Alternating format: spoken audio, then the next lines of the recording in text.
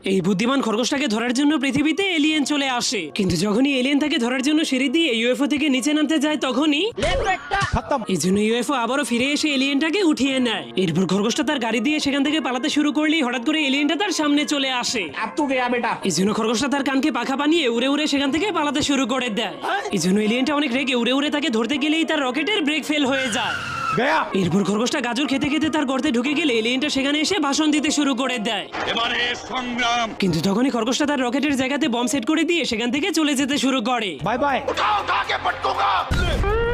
क्या बोलूं मैं इस पे? এই জন্য সে এতবার হেরে যাওয়ার কারণে 3টা রোবটকে ডেকে আনে। এরপর তাদেরকে এই খরগোশ ধরার মিশন দিয়ে দেয়। ठीक है समरिया।